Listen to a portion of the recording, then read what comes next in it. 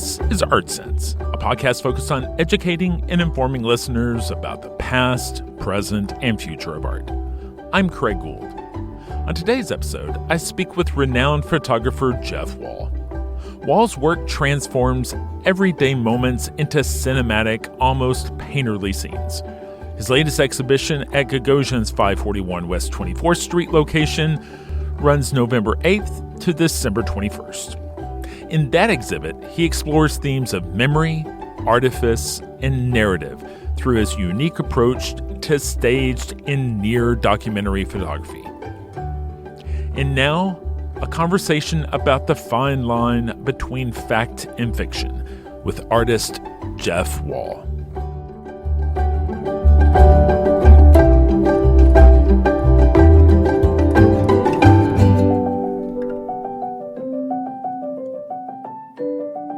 Thank you for joining me this week on the Art Sense podcast. Jeff, you have a show coming up at Gagosian's 541 West 24th Street location in New York from November 8th to December 21st. Jeff, a lot of times with artists, I love to start with a hypothetical, which is, let's say you're sitting at a dinner party next to somebody who has no idea who Jeff Wall is. They have no idea of what your work consists of. Where do you start to explain to them what that is? I've been to lots of dinner parties like that. I just tell them I'm a photographer to begin with, and then see what that leads to.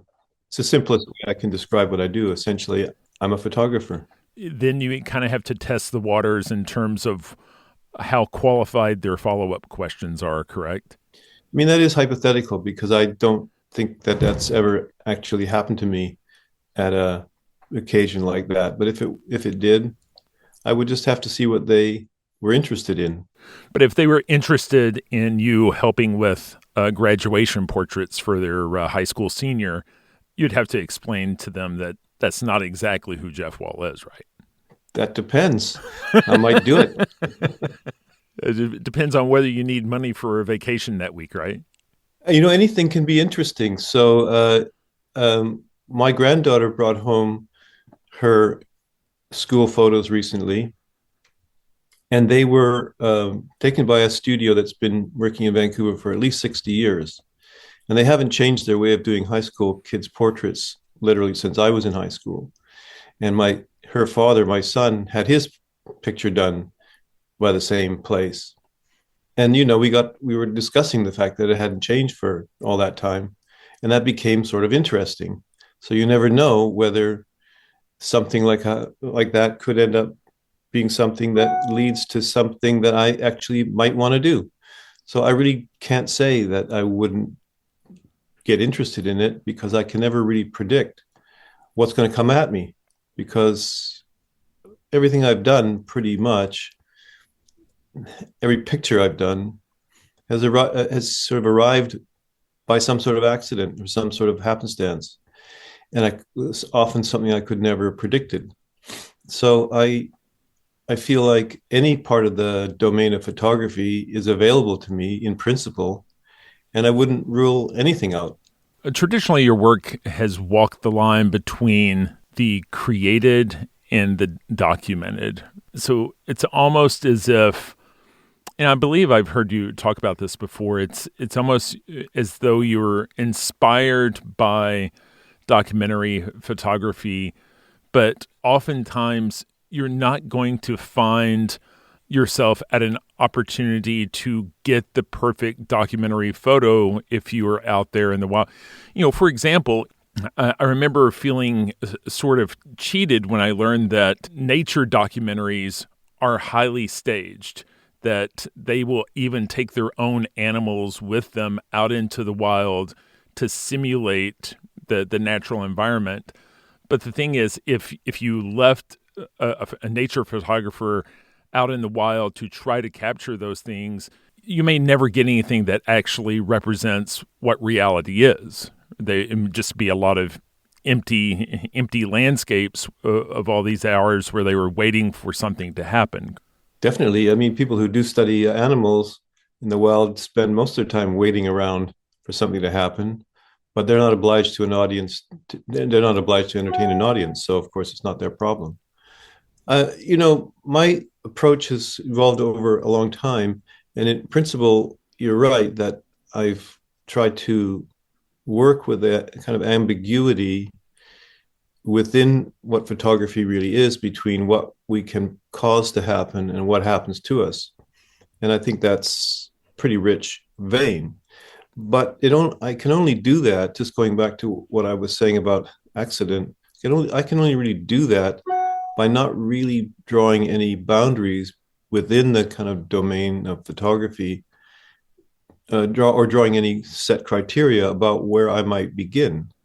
So it is perfectly plausible to me, at least in principle, to find a starting point in any practical and in any activity that's photographic or that involves a camera. So it might be so-called documentary photography, but it easily could be something else. It could be commercial photography. It could be surveillance. It could be high school portraiture. It could be anything that involves the action of camera. And that way I feel, I create at least a space that's open to what photography overall is without predicting or asserting what the best place in photography might be. In this most recent work, where do you see the starting points? Are they memories? I know you're a student of art history. Is there inspiration from work that was part of the collective in your mind? What are some of your more recent seeds of inspiration? Well, then the exhibition that's going to be in New York, there's several new pictures, and one of them was,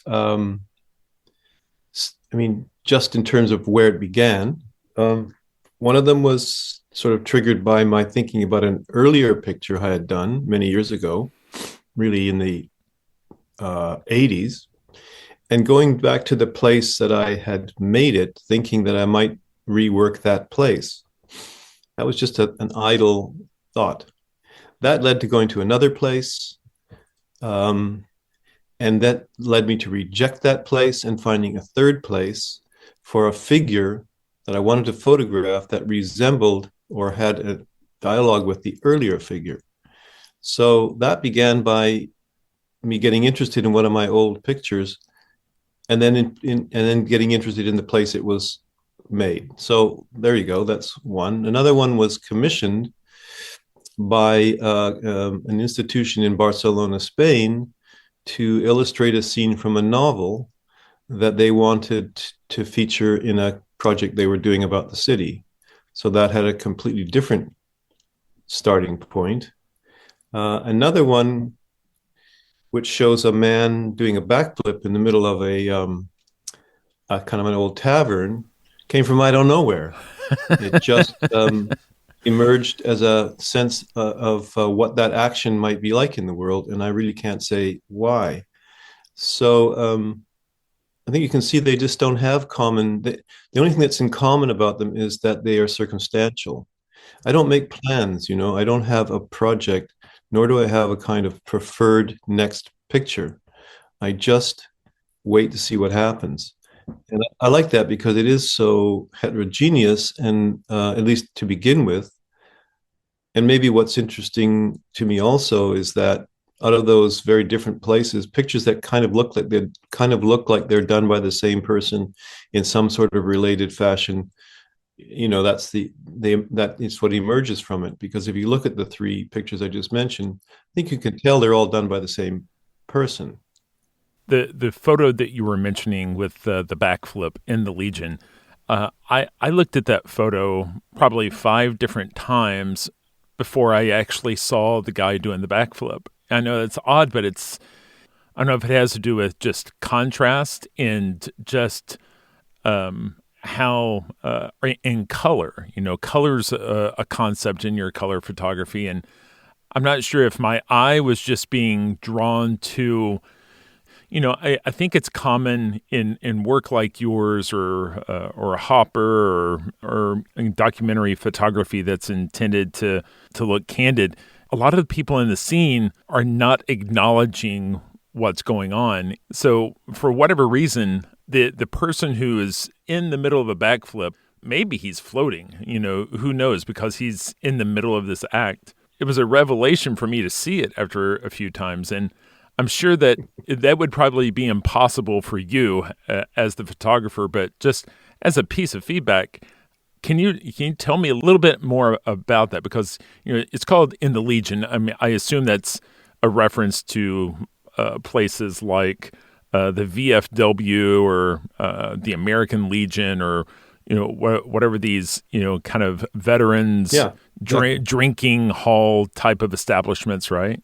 I think it's pretty. I mean, I'm glad you saw it that way. I find it kind of great that I could make a photograph in which something prominent can't even be seen at first glance. That could be considered kind of a real rare accomplishment. But there's a reason for it, in fact. And I'm happy that you responded that way, because that particular place, if you look at it carefully, you'll notice that they have lighting problems. Right. And a lot of the lights in that area are burned out and not replaced. So it's a fairly dark corner. And I knew that anyone in that back corner would be a little harder to see.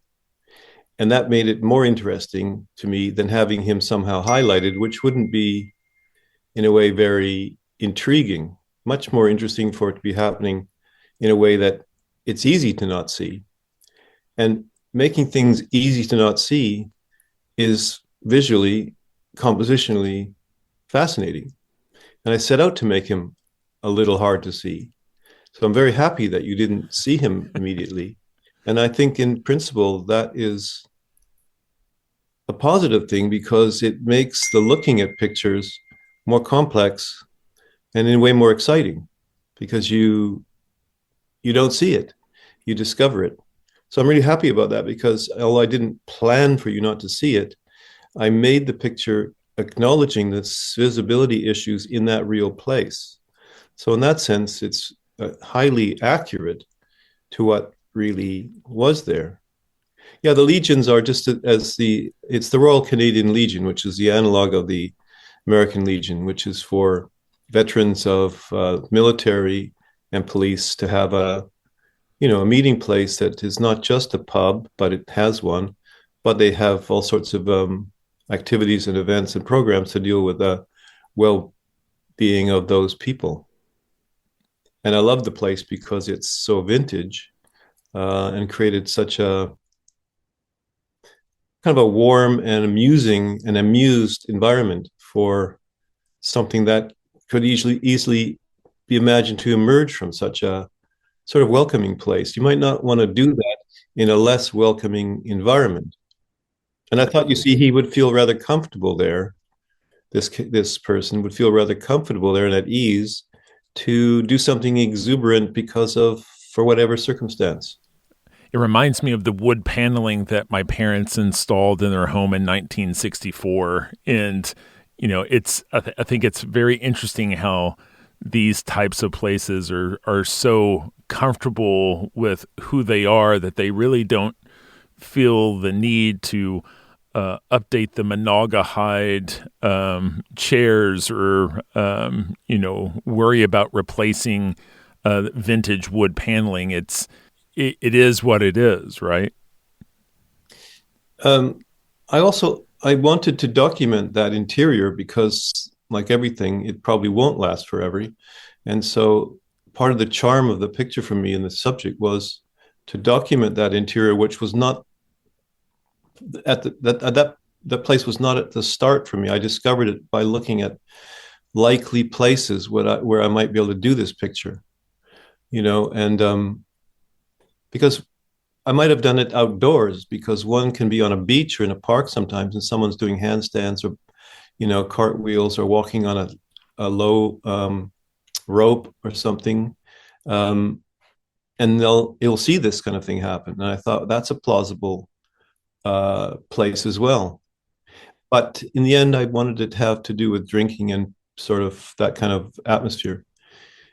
And I wanted there, and therefore, when I found this Legion, which is not far from where I live, and I've actually been there in the past, I realized it had just the sort of ambiance that made this act plausible. Because for me, because I feel that if you depart from the strict recording of actuality in photography, but you want to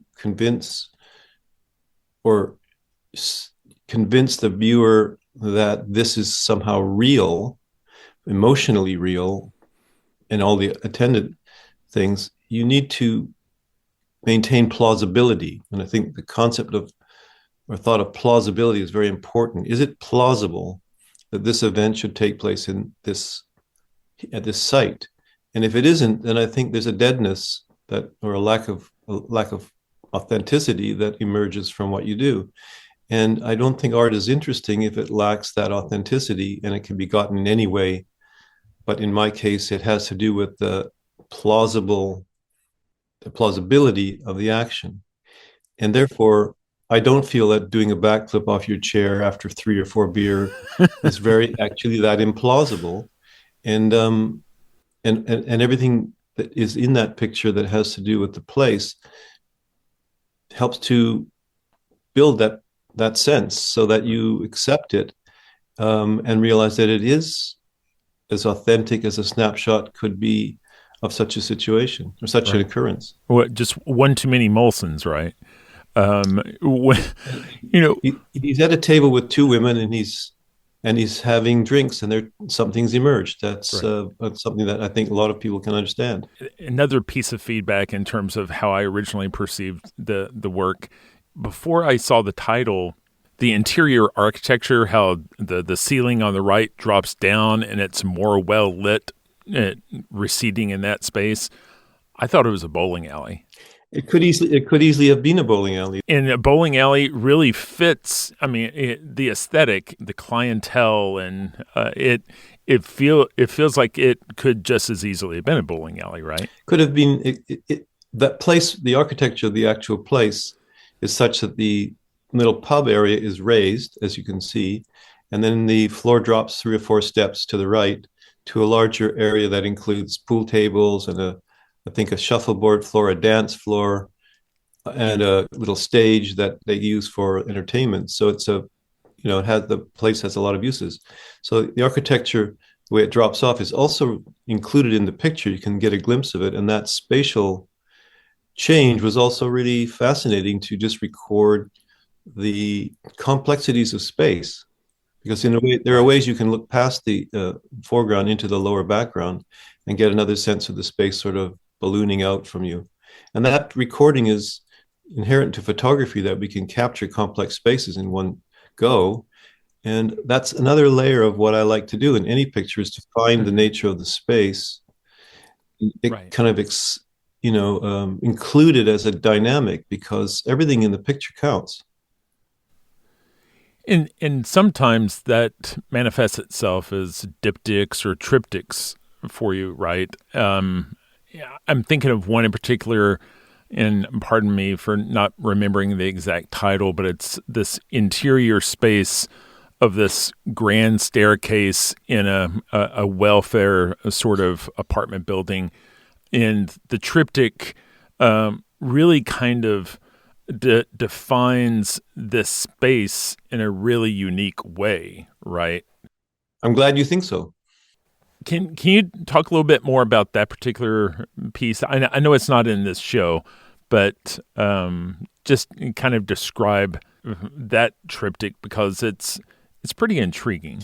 Thanks. I like that. I like that picture, because it was entirely about ways of photographing the different spaces in the same building, which I had discovered by accident in Hollywood, one evening driving down that street from something I'd been to going home, because we have a place in LA not far from there, and I had been looking for an apartment building to do this subject, and had driven past it at night on a warm night, and the front door was open, and I caught a glimpse down the central hallway that you can see in the picture, just in a flash, and on my way home.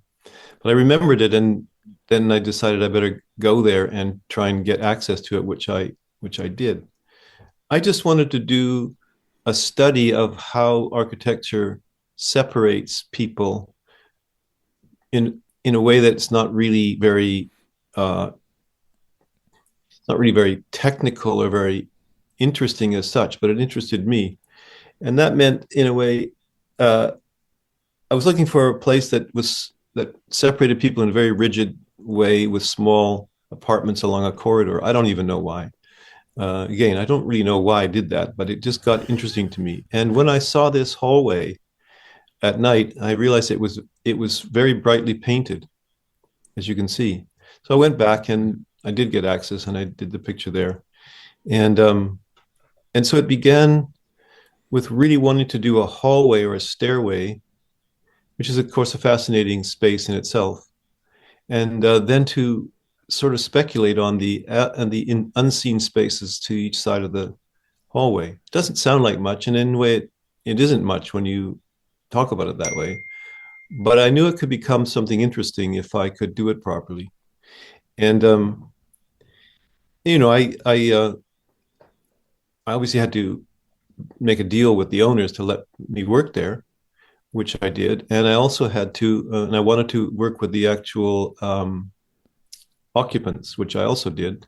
And I had to hire them, and they worked with me, and they got paid, but they just did what essentially they were doing, and that was the process. The color of the place really is the issue. And you can imagine that another apartment building might have had a completely different ambiance and made a completely different type of sense of the picture. But what really is the architecture of it is the way that the camera occupies the geometric interior spaces. And in each room, well, you only see into one room actually, at least entirely. In each picture, the camera occupies a space differently, and there's a torsion between the three images that I tried to knit together. And if you look at the three ceilings in the picture, they're all at different angles, but they somehow work almost in I wouldn't call it cubist, but it's some way that people have learned to see from things like cubism that planes have dynamics and they interrelate to each other. And the problem was to find a way to knit those three images together such that the vertical and horizontal planes, floor, ceiling, and the walls did something visual. It was just a visual compositional construction with colored planes. So it's sort of formal in that sense. But photographing architecture always, creates those kind of problems. And I wanted to engage in those problems, again, for whatever reason. And the relation between the two men was an outcome of the fact that there were these architectural containers, these walls and ceilings and doors. And there were occupants of those walls, ceilings, and doors, and they appeared in that way. There's no real reason for them to appear, except that they live there. They play off of each other very interestingly, because the one occupant who you actually see into his kind of barren space, he's kind of providing this very openness, the open space. You're open to my home. I'm relaxed. I'm welcoming you into my intimate space. Whereas the other person is, you're just getting, kind of creeping out the door, like, very, it's conveying this sense that there's a sense of suspicion about who you are, right? And so it's a kind of a dichotomy there. That was not planned, I must say, and this is maybe another thing that I can generalize about, is that I have my plans. I plan things, but I can only plan what I can plan. A lot of writing about my work over the years has suggested that everything is planned out in advance in every meticulous detail. And not only is it planned in advance, it's executed perfectly in accordance with the plan. And that's simply never what happens. I think people sometimes think planning is just a total thing, that either you do it or you don't do it, and there's nothing in between. But that has really nothing to do with how I work. So I plan certain things. Of course, I planned to be there. I know where I was going to put the camera, and so on and so on. But I thought that I would have two interiors, and there would be a symmetry left and right around the central staircase. But the man at the door was behind me when I was photographing the staircase. And he routinely came to his door, opened it, listened, closed the door. And he did it all the time, maybe every 30, 40 minutes. And finally, because I was really only a few feet from his door, I said hello to him and we chatted for a minute. And I realized he's more interesting. The way I'm seeing him now is much more interesting than my original notion. And I asked him if I could photograph him when he opened his door, and he said, okay. And that's how it emerged. Had nothing to do with my original plan. And it disturbed the symmetry of what a so called triptych might be, but it's much more interesting than what I had planned. So that dynamic between the two men was nothing to do with me in the sense of my so-called composition. It was an accident that I accepted, and I accept those accidents all the time. I've heard you describe a similar accident, the photograph from the last 2 or 3 years.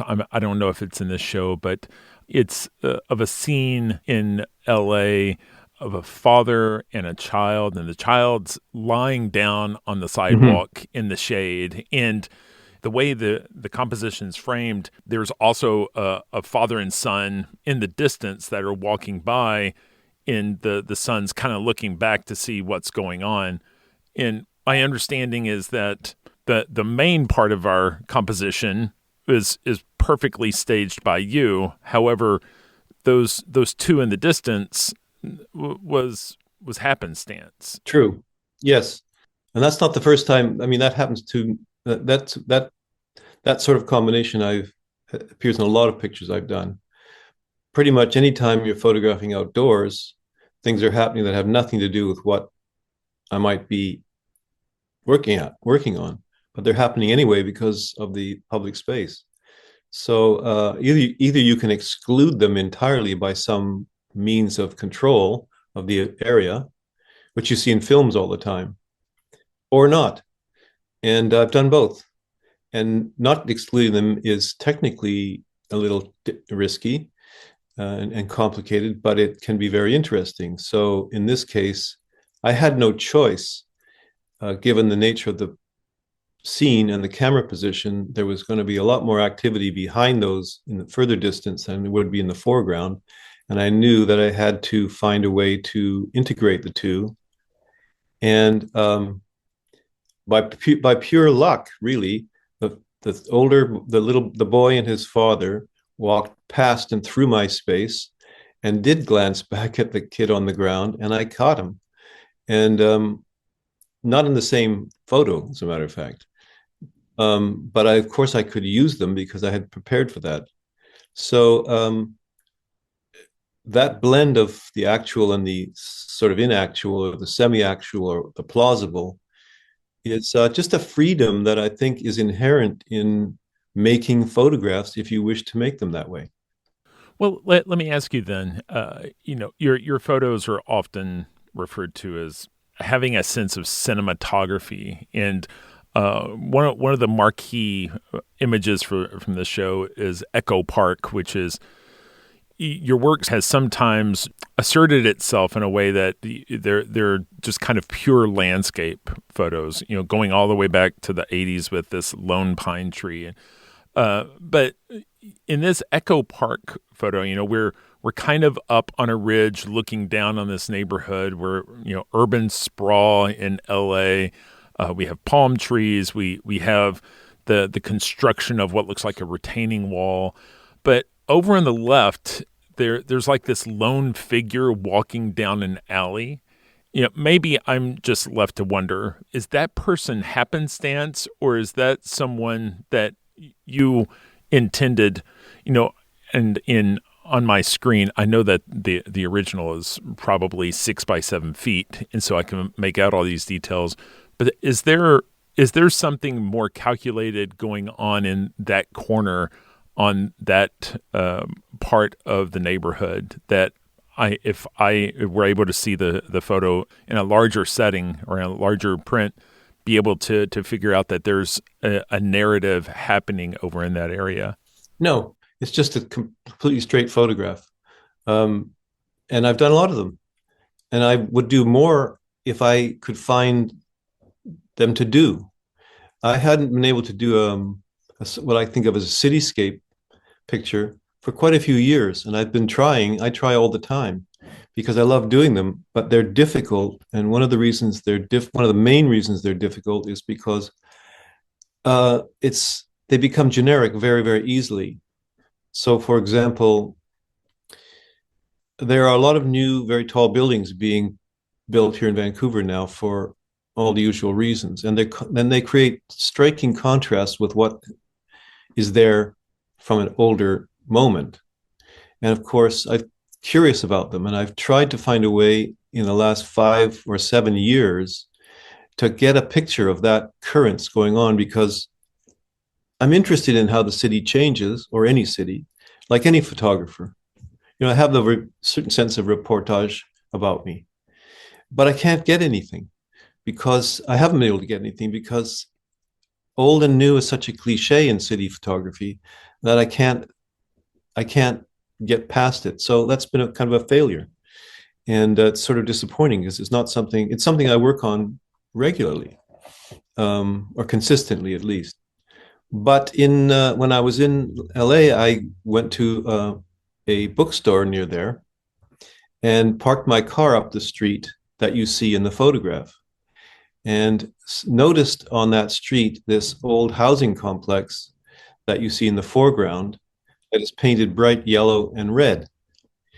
And I've been fascinated by these housing complexes, which date usually from about the 1920s or maybe 30s. And they were originally, or many of them were housing for workers who worked in the agricultural fields that were still in LA at that time.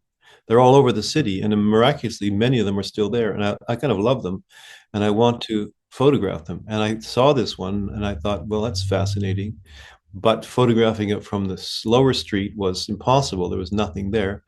Then I realized there was a big hill up behind it, and went up there and realized that the down view was really more interesting, particularly the way you can sort of see the sidewalk that's in the center of the walk down that's down the middle of the housing complex, which is sort of old and has its sort of strange little meander in it. And I just like those kind of spaces. So I thought I'll try this, and it worked. And what I like about Echo Park is I can't really tell why it works. There's something about that picture that's very satisfying as a composition with its color and this and that and all, and I can't really put my finger on it. So I liked it because I couldn't define why I liked it, but I realized that it is just pleasing to look at and does tell you something about the city, whatever it is. Nothing very major, but it just does something. So I was pleased because I don't think I've really been able to achieve a picture like that since sometime in the 90s. Seriously, a long time. And I would do more. As I said, I would do more because it's a fascinating thing that you can get it right, but it's a very easy thing to make very routine, very, very conventional photographs out of. Oh, and just sorry to answer your question. Oh, yes, the guy and people walking, they were just walking. It had nothing to do with them. No, I was just going to say, in terms of compositionally, there is, three, four different registers of information. I mean, there are points of interest, especially in terms of color in contrast. There's this larger building in the front, and then the red of this, smaller complex down the alley on the left is going to take you there. And then there's a kind of a brighter swath of cement that kind of leads you up into the next tier of content. And then there's, the hills and the sky in the distance up top. And, as I'm looking at this, if we were to flip this image, it would almost be like Starry Night, because that palm tree is acting like the big cypress from Starry Night. And whenever I would talk to art students about Starry Night, I always talk about asymmetrical balance and how the weight of that tree, in this case that palm tree, is being balanced by that house next to it and the line of houses next to that alley. So I think there's something that, a lot of times, we talk about, the elements of art, but the principles of design are always really amorphous. It's hard to put our finger on it, hard to define, but, we know that something resonates with us when we see it. I think that, yes, of course. And I think composition is what art really is. All art is really composing somehow, bringing together or seeing together, whatever, however you want to term it. And I guess that being able to see those things is one of the things that makes it possible for us to do them. Um, the subject of the housing development, little housing development, really interests me. It won't interest everybody, but the ineffability of the rightness of a composition is internally fascinating, and you can see that in art of any time or any place. It's what ties all the arts together, whether it's music, a sonnet, a photograph. And if you want to boil it down to it, it's probably that's all it is finding that result. And I try to do that in different ways. So other pictures will be it'll be a little more obvious maybe why it holds together.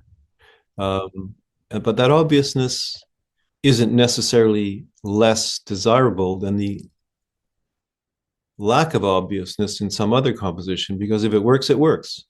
And it doesn't always work in the same way, nor would I want it to work in the same way. Because that would be a rut. And I don't want to be in any ruts. And that's why I feel like, going back to what we began with, there's no register of photography that doesn't contain some kind of potential that I might be able to make use of.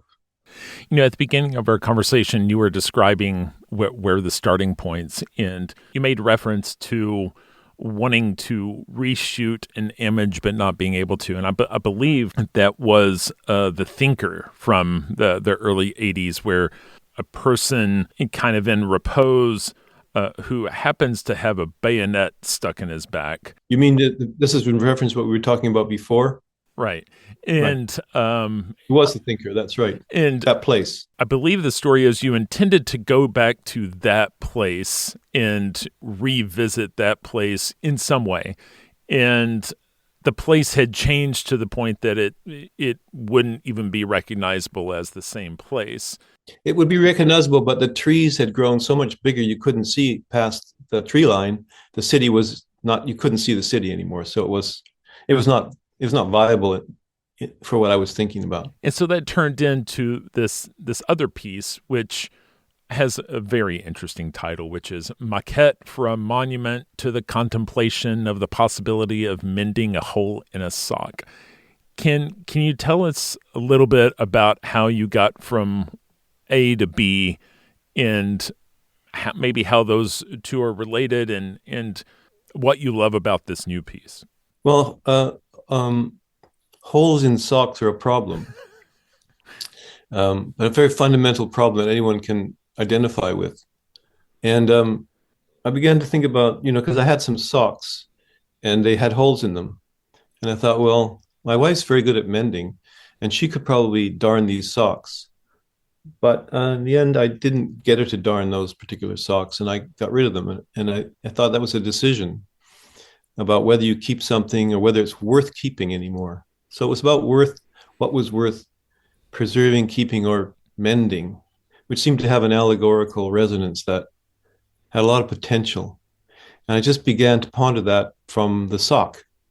And then it occurred to me that I had made this allegorical imaginary figure many years ago of the Thinker, which was about a very different, but similarly kind of important motif, literary motif, you might think of it as. And so that's why I thought I'd go back to the same place, because I thought, well, she could be up there and mending the sock, and that would give it the same kind of global dimension as the Thinker had, because he needed to be above the city. This is very conventional. This is a very conventional way of approaching that subject. That is, the figure is over the city, and his thinking contains the whole city, at least. That's pretty obvious, um, unlike some of the other things we've been talking about. But the obviousness of it was appropriate, in my opinion. And so I thought, well, I don't ever like to go back to something, and I never really have. But why make that a rule? So I thought I will go back because I hadn't done that before. But I couldn't go back, as it turned out, which kind of reinforced my original sort of, I guess you'd call it prejudice about not going back. Because as I said, I don't see any reason why one wouldn't go back. Um, then I went to another place, which is very, very fascinating, another place. And in itself, it was very fascinating. But as I mentioned earlier, it included the cliche of the old and the new too strongly, as interesting as it was. So I could have done it there, but didn't.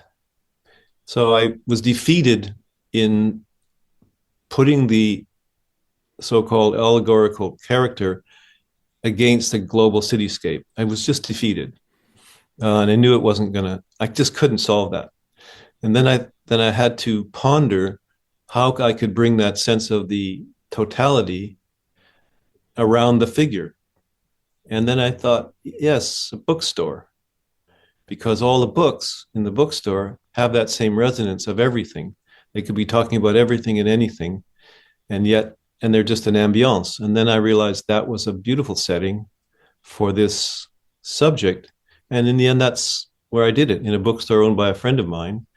And I knew the bookstore very well, a used bookstore, which kind of made it even more interesting.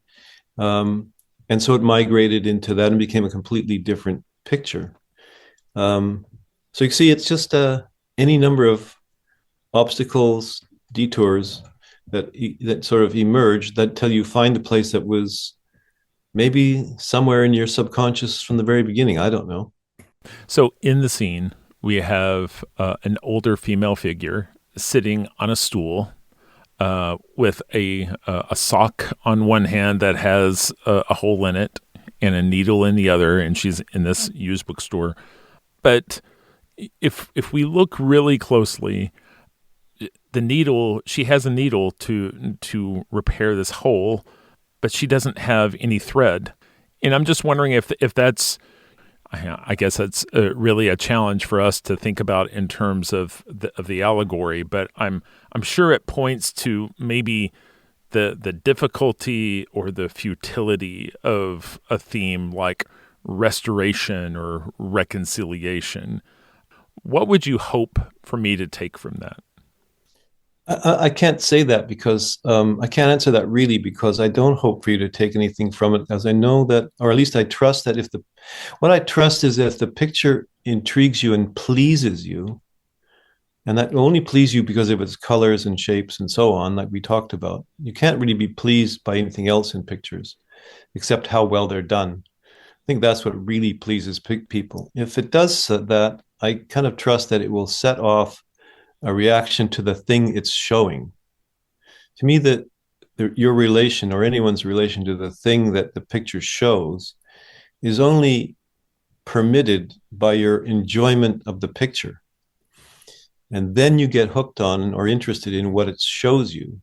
And if it's showing you anything that has any reason to be shown, which is another fundamental question, is what's worth making a picture about in the first place? If the picture has a reason to have been, then the things in that picture will intrigue you and attract your attention, and you'll enjoy the attracting of your attention. And then the things that are in it will make you interested. So she doesn't have any thread, that's true, because she's not mending. She's thinking about mending, and she may not mend. She has the tools to mend, because you can see the little box at the side of it's a little table actually she's sitting on. You can see that she has the means to mend. She has the object that needs mending, but she's not sure she has the will to mend anything. So the picture is about the contemplation, of the possibility of mending, which is an autonomous moment where one has to make a decision one way or the other, I suppose. And I guess if we think of it as having that resonance of allegory, then I guess you could say, do we have the will to mend anything? And then I think that's sort of where the picture hovers, is whether we have the will, interest, etc., to mend anything, and that could be a sock or a relationship or anything that needs work. And I called it a maquette for a monument because as the thinker, I thought of as, the thinker did derive from Dürer's sketch for a monument, one of the most radical sculptural projects ever really undertaken, or not undertaken. And I love that thing because he invented a monument to something that one doesn't usually monumentalize, which was fascinating. And it didn't get done. It never got built. And I thought, wouldn't it be fascinating? Wouldn't it be fascinating in a bookstore to have a little sculpture there that was somehow invisible, like it was a hologram or something, and it only appeared when the bookstore closed, so that you actually could never see it. The patrons could never actually see it because when the store is open, it's not visible. But only when the lights are off does it, because it's such a low level hologram. Only when the lights were off, you'd see it. Some fantasy that would be a fabulous sort of immaterial sculpture that didn't really exist. And so I thought, well, I'll just make a maquette for that because it's never going to get built anyway. And I tried to light it in a way that was sort of like the lights in a dream scene in a movie. It has its own little sort of inexplicable lighting that doesn't make any sense in relationship to the lighting of the bookstore, to create a sort of hovering space. So these fantasy monuments, I've done a few. The Giant is one, Right. which I made many years ago, and the Thinker is another one. And I like them when they come to me. I think they have a literary quality that I enjoy.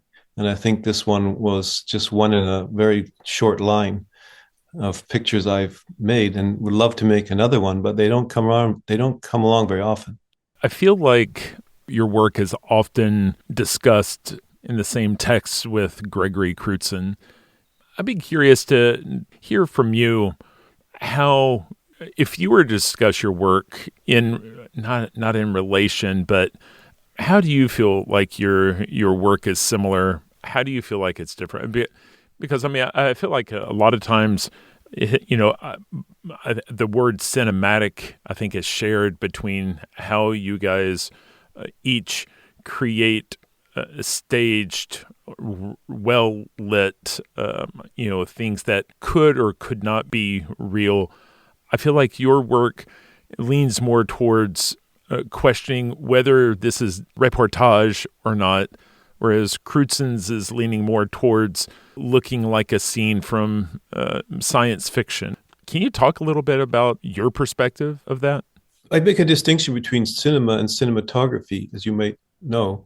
Cinematography, I use the term cinematography only to refer to a way of making photographs that has learned from the kind of photography that's done to make actual films, but it has nothing to do with filmmaking as such.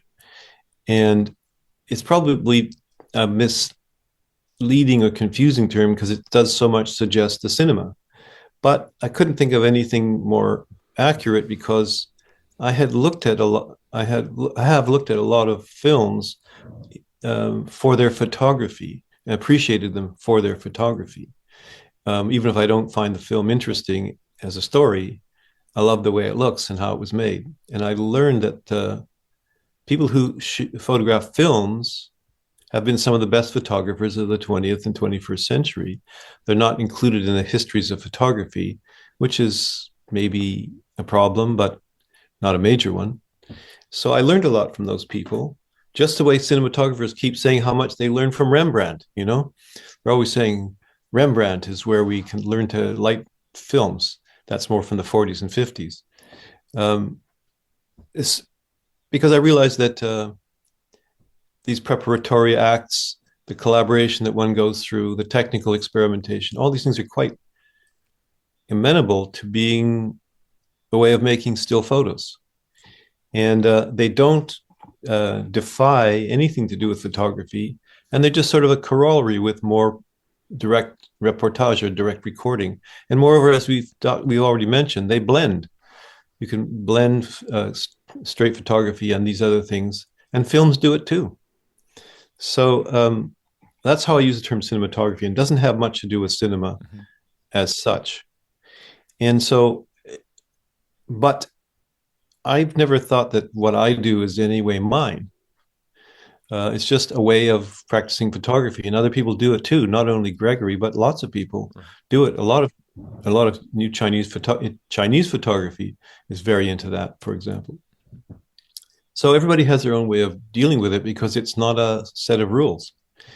And I guess Greg, he's more interested probably in that resonance of the real experience of films. And I'm not.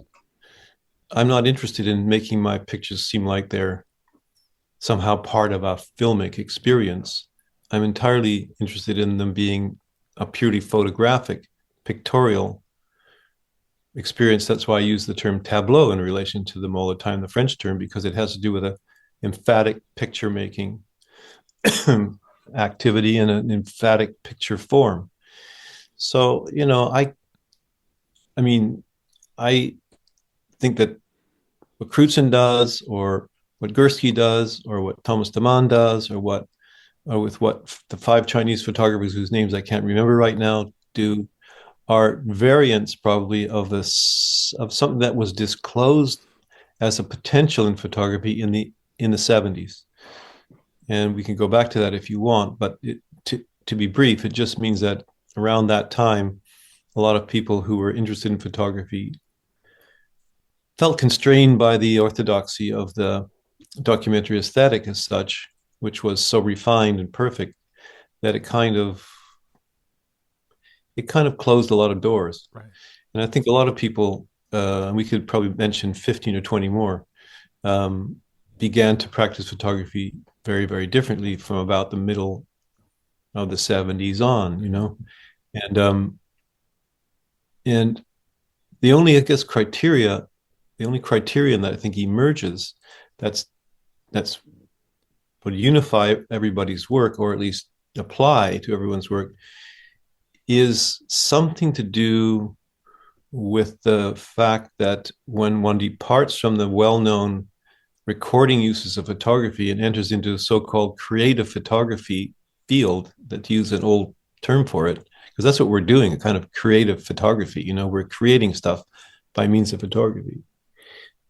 The dangers are much higher because freedom involves a lot of responsibility, and therefore you have to create something that can become equal, have a plausibility equal to what photography can do when it's at its most solid, in its most solid state, and its most solid state is pure recording. So as soon as you diverge from that, you create more risks for yourself, and much greater chances of going wrong because there are no real guidelines.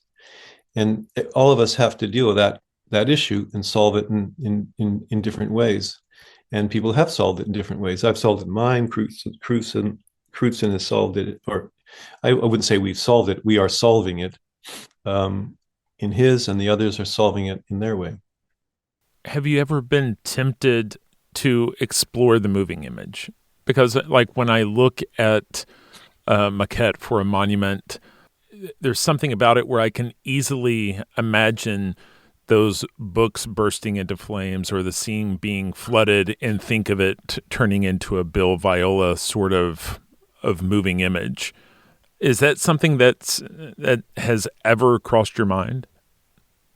In the 70s, I was interested in film um, for a while, for a lot of reasons, which I don't need to go into now. I was interested in it in the 70s, partly because in the 60s, I was fortunate to be able to see a lot of the new cinema that emerged either from the the new European film industries after the Second War, like the Italians or the Nouvelle Vague and so on, in movie houses as the latest release, and got to discover as a young person that a film could be a work of art like a painting, not entertaining the way I had sort of thought of them in my childhood in the 50s when I went to the movies on Saturday night like everyone else and saw Alfred Hitchcock or whatever and thought of it as cool, but didn't really relate it to art so much.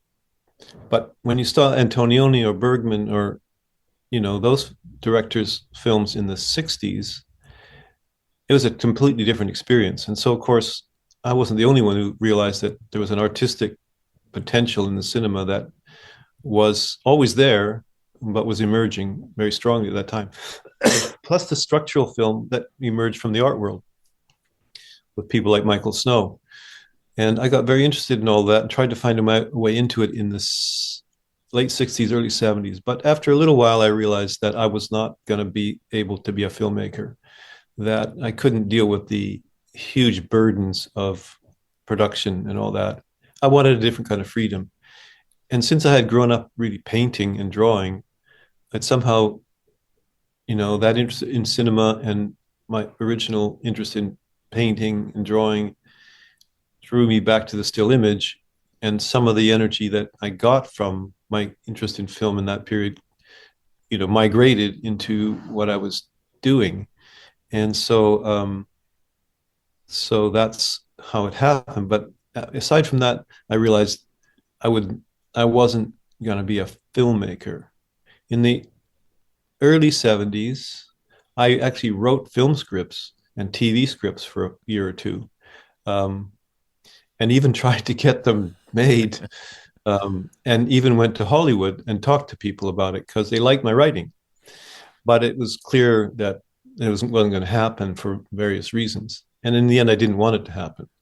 But what I did learn at that time, and I've been thinking about this again recently for some reason, was that by writing these scenarios, I learned to write an image. Right. I learned that what I learned even more was that images have writing in them, and that therefore I could use that. And I have, in a sense, I've written really in some way all my pictures. They contain a kind of active writing, and I've talked about this before, that isn't necessarily written down. That there's a writing in it that is a writing activity that isn't written with a pen or on a keyboard, but it is writing, and it appears. I think it makes its appearance in the nature of the subjects and in their treatment in some way. And we know that all visual art really has a literary side to it, all the way back to the caves, because they were speaking about their concerns and finding a way to turn that speaking spontaneously, if not in a planned way, into an image. And that that interior of that literary interior, you might say, that's in a picture is something that I think we see it in the quality of all pictures we find significant. That's intriguing. And Jeff, this whole conversation has been intriguing. I appreciate you giving me an hour to let me pick your brain about your work. The show is up at Gagosian at 541 West 24th Street in New York, November 8th to December 21st. Jeff, it's been an enjoyable conversation. I really appreciate your time. Thanks.